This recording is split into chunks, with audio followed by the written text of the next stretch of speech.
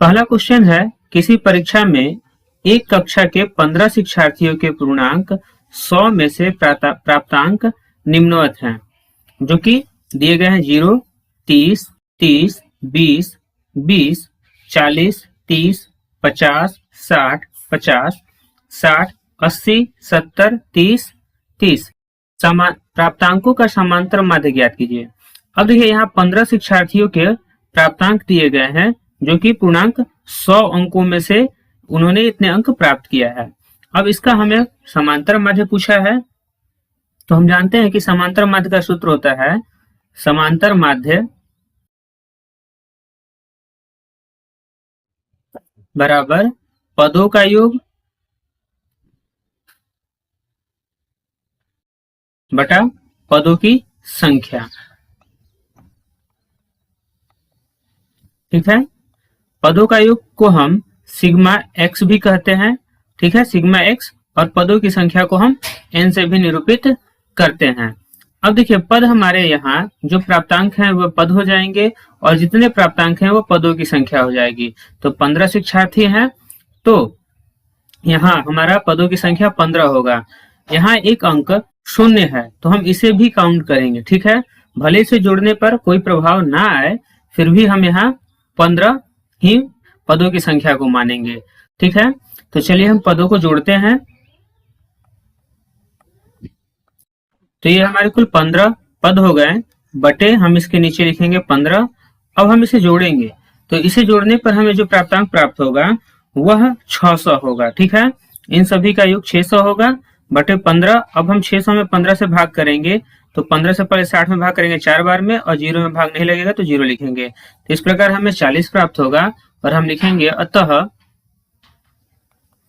समांतर माध्य बराबर 40। ठीक है, और यही हमारा आंसर होगा। अब हम क्वेश्चन नंबर 2 को करेंगे। दूसरा क्वेश्चन है, 10 बालिकाओं के भार किग्रा में क्रमशः, किग्रा मतलब किलोग्राम में, क्रमशः 40, 42, 41, 38, 36, 35, 42, 37, 35, 35 किलोग्राम है। इनके भारों का समांतर माध्य ज्ञात कीजिए। तो देखिए यहाँ 10 बालिकाओं का वजन दिया गया है और इसका समांतर माध्य ज्ञात करना है। तो हम यहाँ लिखेंगे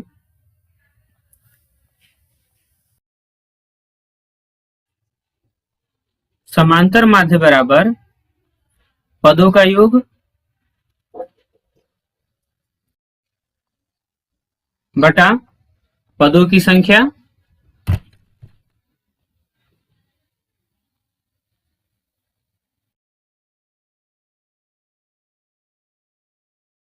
या इसे हम लिख सकते हैं सिग्मा एक्स बटा एन।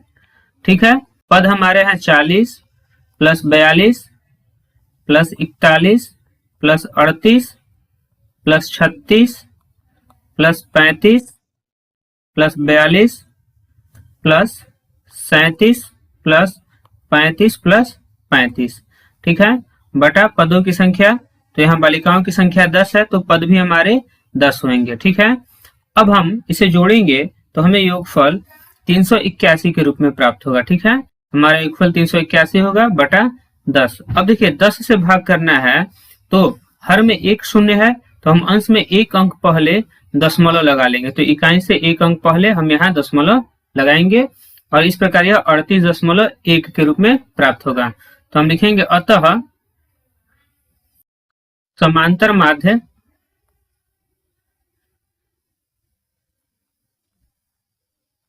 बराबर 38.1 किग्रा, मतलब किलोग्राम, जिसे हम केजी से डिनोट कर सकते हैं। तो इस प्रकार हमारा आंसर 38.1 किलोग्राम होगा। ठीक है, अब हम क्वेश्चन नंबर 3 को करेंगे। तीसरा क्वेश्चन है, निम्नलिखित सारणी में 50 शिक्षार्थियों का भार किलोग्राम में दिया हुआ है, उनके भार का समांतर माध्य ज्ञात कीजिए। अब देखिए यहाँ हमें 50 शिक्षार्थियों का भार दिया गया है जो कि किलोग्राम में है, और इसका हमें माध्य ज्ञात करना है, समांतर माध्य ज्ञात करना है। ठीक है, तो हम पहले कॉलम में लिखेंगे भार जो कि केजी में है, और इसे हम एक्स कहते हैं। ठीक है, दूसरे कॉलम में हम बारंबारता लिखेंगे, जिसे हम फ्रीक्वेंसी कहते हैं और एफ से डिनोट करते हैं, और तीसरे कॉलम में हम एफ इंटू एक्स लिखेंगे। ठीक है, मतलब हम इन दोनों का गुना करेंगे। अब जो पहला भार है वह 40 केजी है और इसकी बारंबारता 4 है। 40 को 4 से गुना करेंगे तो ये 160 हो जाएगा। ठीक है, अगला भार है 42 केजी और इसकी बारंबारता है 12। अब 42 और 12 का गुना करेंगे तो यह 504 होगा। ठीक है, अगला है 43, इसकी बारंबारता है 18। जब 43 और 18 को गुना करेंगे तो यह 774 होगा। ठीक है, अगला है 44, इसकी बारंबारता है 10। अब इन दोनों का गुना करेंगे तो यह 410 होगा। और अंतिम है 45, जिसकी बारंबारता है 6। अब 45 और 6 का गुना करेंगे तो गुणनफल हमें 270 के रूप में प्राप्त होगा। ठीक है, अब हम यहाँ f को जोड़ेंगे और इसे हम सिग्मा f के नाम से डिनोट करेंगे। तो सिग्मा f बराबर, यह 50 शिक्षार्थियों का बारंबारता है तो हमारा f जो होगा वो 50 होगा, और इसे हम सिग्मा एफ एक्स के नाम से जानते हैं। अब इसे जब हम जोड़ेंगे तो यह 2148 होगा। ठीक है, अब हम समांतर माध्य लिखेंगे। समांतर माध्य बराबर सिग्मा एफ एक्स बटे सिग्मा एफ। ठीक है, एफ एक्स हमारा है 2148 बटा एफ हमारा है 50। अब 50 से जब हम इसमें भाग करेंगे तो यह हमें 42.96 के रूप में प्राप्त होगा। ठीक है, तो इस प्रकार हम लिख सकते हैं, अतः समांतर माध्य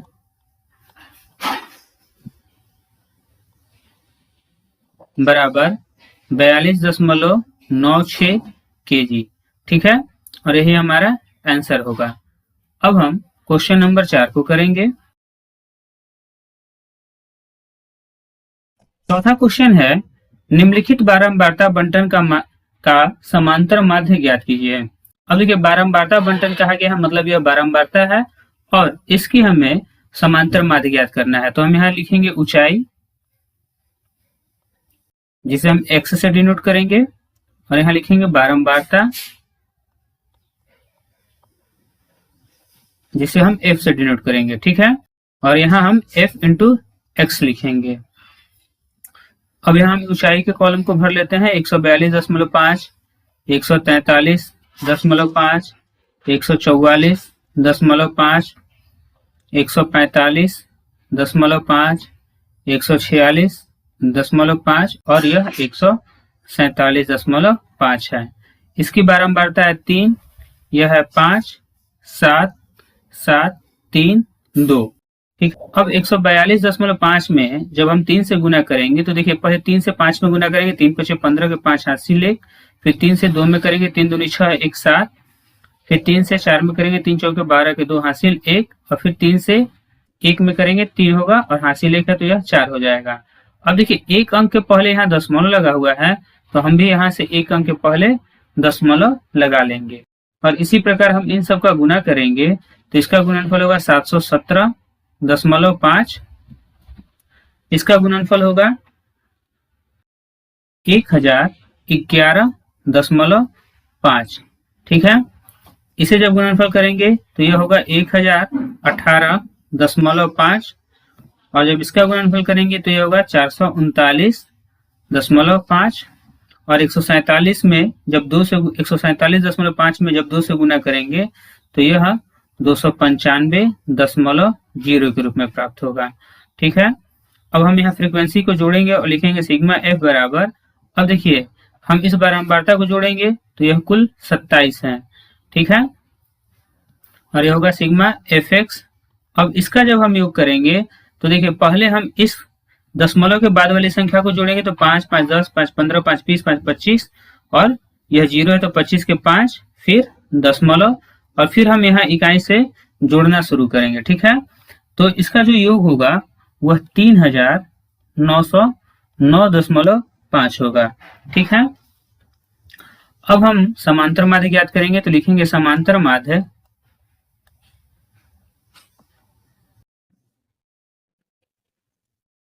बराबर सिग्मा एफ एक्स बटे सिग्मा एफ।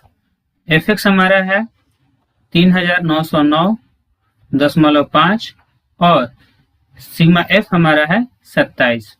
अब हम 27 से इसमें भाग करेंगे तो भागफल हमें 144.79 के रूप में प्राप्त होगा। ठीक है, अब देखिए यहाँ दशमलव के बाद अभी यह भाग अभी आगे की तरफ चलता रहेगा, परंतु हमने इसे 2 अंकों पर लिखा है। ठीक है, अब अगर हमें इसे एक अंक पे लिखना हो, जैसे यहाँ 1 अंक तक लिखना हो तो यह 9 है, 5 से अधिक है तो हम इसे एक बढ़ाकर लिख सकते हैं 144.8। ठीक है, ऐसा इसलिए लिख सकते हैं क्योंकि यह जो अंक है यह 5 या 5 से अधिक है, 5 से कम होता तो यह 7 ही रहता। ठीक है, और हम लिख सकते हैं अतः समांतर माध्य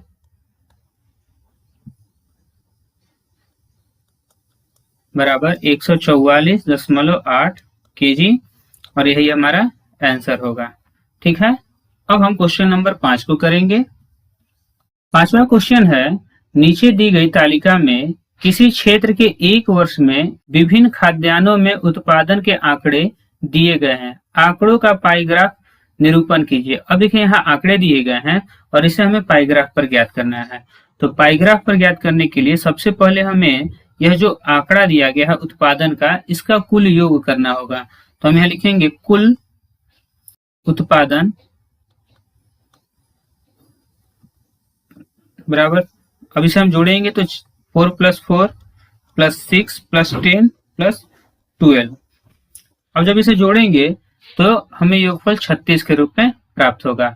तो हमें यह कुल उत्पादन प्राप्त हो गया। अब हम प्रत्येक के केंद्रीय कोण का माप ज्ञात करेंगे, त्रिज्यखंड के केंद्रीय कोण का माप ज्ञात करेंगे। तो लिखेंगे मक्का के केंद्रीय कोण का माप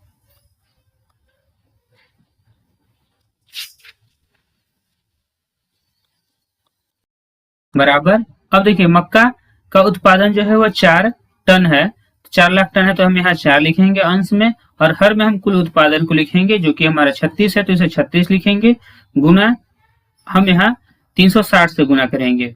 प्रतिशत पूछता है तो 100 से गुना करते, और यहाँ हमें त्रिज्यखंड मतलब कुल कोणों को बांटना है तो कुल कोण 360 होते हैं। ठीक है, अब देखिए 36 से भाग करेंगे 360 में तो 10 बार में, और 10 का गुना 4 में करेंगे तो यह 40 डिग्री होगा। ठीक है, इसी प्रकार मटर के उत्पादन का करेंगे। मटर के केंद्रीय कोण का माप बराबर, मटर भी 4 लाख टन है तो इसका भी वही होगा 4 लाख बटा 4/36 गुना 360, 36 से 10 बार में भाग लगेगा और 10 और 4 का गुना होगा तो 40 डिग्री होगा। ठीक है, इसी प्रकार चना का निकालेंगे। चना के केंद्रीय कोण का माप यह हो जाएगा 6/36 गुना 360, 36 से 360 में भाग करेंगे 10 बार में, और 6 और 10 का गुना करेंगे तो यह 60 डिग्री होगा। ठीक है, इसी प्रकार गेहूं का निकालेंगे। गेहूं के केंद्रीय कोण का माप बराबर 10/36 गुना 360। ठीक है, 36 से 360 में 10 बार में भाग करेंगे, 10 और 10 का गुना करेंगे तो यह 100 डिग्री होगा। ठीक है, इसी प्रकार हम धान का भी निकालेंगे। धान के केंद्रीय कोण का माप बराबर 12/36 गुना 360, 360 में 10 बार में, और यह 12 और 10 का गुना होगा तो 120 डिग्री होगा। तो यहाँ मक्के का जो माप आया है वह 40 डिग्री है, मटर का भी 40 डिग्री है, चना का 60, गेहूं का 100 और धान का 120। ठीक है, अब इसे हमें एक पाईग्राफ पर दर्शाना है। ठीक है, अब देखिए पाईग्राफ पर प्रदर्शित करने के लिए सबसे पहले हमें एक वृत्त बनाना होगा। तो जब हम वृत्त बनाएंगे तो सबसे पहले हम वृत्त के केंद्र को निरूपित करेंगे। तो देखिए हमने यहाँ प्रकार के नोक पर वृत्त का केंद्र बना लिया। अब प्रकार की सहायता से हम एक वृत्त बनाएंगे। ठीक है, यह हमारा वृत्त बन गया। अब यहाँ हमें इन कोणों को दर्शाना है। तो सबसे पहले अगर हम इसे आसानी से समझे कि कैसे इसको हम आसान तरीके से प्रदर्शित कर सकते हैं, तो देखिए यहाँ 60 और 120 है, अगर हम इन दोनों को जोड़ेंगे तो वह 180 अंश के बराबर होगा। ठीक है, और 180 का मतलब यह होता है कि जो वृत्त है उसके दो भाग हो जाएंगे। तो अगर हम इसे इसके केंद्र से मिलाकर एक रेखा खींच लें तो यह वृत्त को दो भागों में बांट देगा। अब यह वृत्त दो भागों में बट गया, इसका मतलब ऊपर 180 है और नीचे 180 डिग्री का कोण है। अब देखिए, अगर हम इसमें एक 60 का निकाल लेंगे तो एक 120 का अपने आप निकल जाएगा। तो हम चांद की सहायता से इसमें 60 डिग्री का एक कोण बना लेते हैं। इसके लिए देखिए, हमने चांद के मध्य बिंदु को वृत्त के केंद्र से मिलाकर रखा है और 0 से हम बढ़ते क्रम में हम यहाँ 60 तक चले जाएंगे, जो कि 60 डिग्री का कोण हमें बनाना है। ठीक है। अब देखिए, स्केल से हम इन दोनों बिंदुओं को मिला लेंगे और स्केल को इस तरह रखेंगे कि ये दोनों बिंदु स्केल को छूते हुए हो और केंद्र से हम वृत्त की परिधि तक हम इस रेखा को खींचेंगे। अब देखिए, यहाँ हमें 60 डिग्री का कोण बनकर तैयार है। ठीक है। अब इसका हमने आधा किया था जो कि 180 है, तो अगर पहला कोण 60 का है तो दूसरा कोण हमारा 120 डिग्री का हो जाएगा। ठीक है। इस प्रकार हमने चना और धान के कोणों का निरूपण कर लिया। अब हमें मक्का, मटर और गेहूं का करना है। तो फिर से हम चांद को वृत्त के केंद्र से मिलाकर रखेंगे। ठीक है। चांद के मध्य बिंदु को वृत्त के केंद्र से मिलाकर रखेंगे। अब हमें सबसे पहले 40 डिग्री का कोण बनाना है, तो हम यहाँ 0 से बढ़ते क्रम में 40 पर एक निशान लगा लेंगे। ठीक है। यह हमारा हो गया 40 डिग्री का। इसके बाद फिर से हमें एक 40 डिग्री का बनाना है, तो हम 40 और 40 जोड़ेंगे तो 80 हो जाएगा। तो हम इसी समय यहाँ 40 हो गया और इसी समय हम यहाँ निशान लगा लेंगे तो यह 80 हो जाएगा। मतलब इन दोनों के बीच में अगर हम लकीर खींचेंगे तो एक 40, दूसरा भी 40 प्राप्त हो जाएगा और तीसरा 100 डिग्री का बनाना है। तो देखिए, अगर हम यहाँ 0 से इस तरफ की तरफ बढ़ते हैं तो देखिए यहाँ 100 है। इसका मतलब हमने एक बार में ही तीनों कोणों के लिए निशान लगा लिया है। ठीक है। अब स्केल से हमें इन बिंदुओं को मिला लेंगे तो हमें तीनों त्रिज्यखंड प्राप्त हो जाएगा। अब देखिए, स्केल्स को हमने वृत्त के केंद्र और यह जो बिंदु हमने निशान लगाया है 40 डिग्री का, उससे मिलाकर रख लिया। अब केंद्र से वृत्त की परिधि की तरफ हम इसे मिला लेंगे और यहाँ जो कोण हमें बनेगा वह 40 डिग्री का बनेगा। इसी प्रकार हमने यहाँ जो निशान लिया है इसे भी मिलाएंगे। अब इसे भी हम केंद्र से मिलाएंगे तो देखिए, यहाँ भी हमें 40 डिग्री का कोण बन गया। अब जो बच गया है हमारा वह 100 डिग्री का होगा। ठीक है। और यह 40 हमारा मक्का हो गया। इस 40 को हमने मटर के नाम से निरूपित कर दिया और यह 100 हमारा गेहूं का हो गया।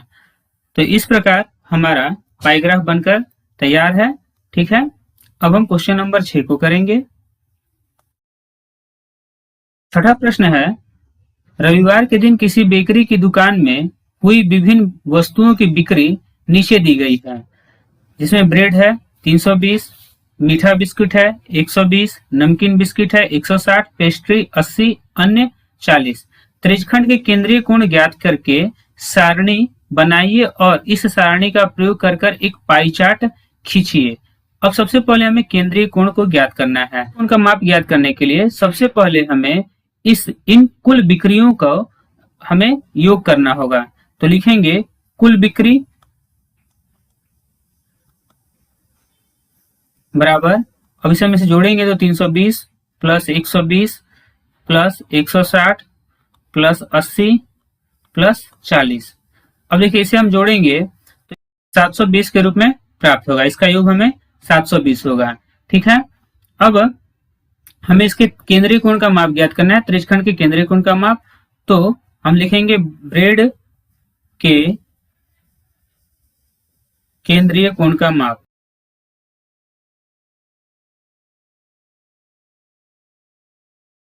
बराबर, ब्रेड की बिक्री है 320 तो इसे लिखेंगे 320 बटा कुल योग को हम लिखेंगे हर में 720 गुणा 360। अब देखिए, 360 से अगर हम 720 में भाग करेंगे तो 2 बार में भाग लगेगा और 2 से 320 में भाग करेंगे तो 160 बार में भाग लगेगा। इस प्रकार यह हमें 160 डिग्री के रूप में प्राप्त होगा। इसी तरह मीठा बिस्किट के केंद्रीय कोण का माप बराबर यह हो जाएगा 120 बटा 720 गुना 360 2 बार में भाग लगेगा, 2 से 120 में भाग करेंगे तो यह 60 बार में भाग लगेगा, तो यह हो जाएगा 60 डिग्री। ठीक है, इसी प्रकार नमकीन का होगा, तो नमकीन के लिए होगा 160 बटा 720 गुना 360। 360 से भाग करेंगे 2 बार में, फिर 2 से 160 में भाग करेंगे 80 बार में, तो यह 80 होगा। तो देखिए यहाँ 320 है तो यह 160 हो रहा है, मतलब इसका आधा हो रहा है। 120 है तो इसका आधा 60 डिग्री होगा। ठीक है, यह 160 है तो इसका आधा 80 डिग्री होगा। इसी प्रकार यह 80 है तो इसका 40 डिग्री होगा, और यह 40 है तो इसका 20 डिग्री होगा। ठीक है, आप अपनी कॉपी पर इसको हल कर देखिएगा। यहाँ हम इसे अब पाइग्राफ पर अगर प्रदर्शित करेंगे तो सबसे पहले हमें एक वृत्त की आवश्यकता होगी।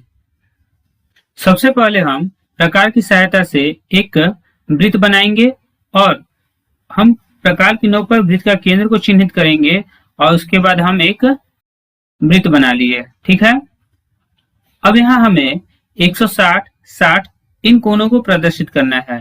तो जैसा कि पिछले प्रश्न में मैंने कहा कि हम दो कोणों का ऐसा युग्म देख लें कि उनका योग 180 हो। तो देखिए यहाँ 160 और 20 का योग क्या है, 180 है।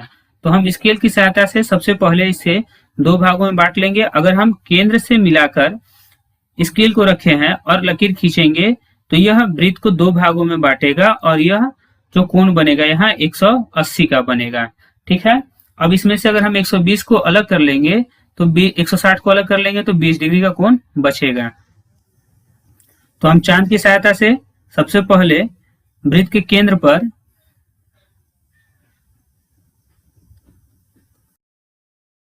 चांद के मध्य बिंदु को मिलाकर रखेंगे और 0 से बढ़ते क्रम के रूप में हम 160 पर निशान लगा लेंगे। ठीक है, यह 160 पर निशान लगा लिए, यह हमारा 160 का हो गया। जो बचेगा वह हमारा 20 का होगा।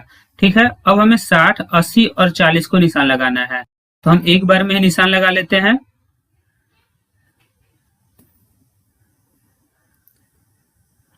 अभी फिर हमने चांद को वृत्त के केंद्र से सटाकर रखा है। अब हमें सबसे पहले 60 का बनाना है, तो हम 0 से बढ़ते क्रम में 60 पर जाएंगे, तो यह हमारा हो गया 60। ठीक है, यहाँ हमारा 60 डिग्री का कोण बनेगा। फिर है 80 डिग्री का, तो हम 60 में जब 80 डिग्री जोड़ेंगे तो यह 140 होगा। ठीक है, तो हम यहाँ 0 से 140 तक जब चले जाएंगे तो हमें 80 डिग्री का कोण प्राप्त हो जाएगा। ठीक है, यह 80 हो गया। अब जो बच गया वो हमारा 40 होगा। तो अगर देखिए इसमें जोड़ेंगे तो ये 180 हो रहा है, तो यहाँ जो हमारा बच गया है वह 40 का हो जाएगा। ठीक है, अब हमें बस स्केल से इनको मिलाना है। तो देखिए स्केल को हमने वृत्त के केंद्र से और जो बिंदु हमने चिन्हित किया है उसे सटाकर रखा और एक रेखा को हमने वृत्त के केंद्र और परिधि को मिलाते हुए खींच लिया। अब यहाँ जो कोण बनेगा वह 160 डिग्री का कोण बनेगा और अंदर में जो कोण बनेगा वह 20 डिग्री का कोण बनेगा। ठीक है, इसी प्रकार हम इन दोनों बिंदुओं को मिला लेंगे। ठीक है, यह हमारा 60 डिग्री का कोण हो गया। अब अंत में हम इन दोनों बिंदुओं को भी मिला लेंगे। ठीक है, अब देखिए यह हमारा 60 का हो गया, यह 80 डिग्री और जो बच गया हमारा वह 40 डिग्री का हो गया। ठीक है, अब 160 डिग्री हमारा ब्रेड का था, तो हम इसमें ब्रेड लिखेंगे। 60 डिग्री हमारा मीठा बिस्किट है, तो यहाँ मीठा बिस्किट लिखेंगे। 80 डिग्री हमारा नमकीन बिस्किट है, तो यहाँ नमकीन लिखेंगे, नमकीन बिस्किट। 40 डिग्री पेस्ट्री है, तो इसमें हमारा पेस्ट्री हो जाएगा और 20 डिग्री जो बचा है वह अन्य का है, तो हम इसमें अन्य लिखेंगे। ठीक है, तो हमारा पाइग्राफ बनकर तैयार हो गया है। इसी के साथ इस अभ्यास के सारे क्वेश्चन हो गए। अब अगली वीडियो में हम नए अभ्यास के साथ मिलेंगे और यदि आपको इस पाठ को पढ़ने में अच्छा लगा हो तो कमेंट करें। तब तक के लिए धन्यवाद।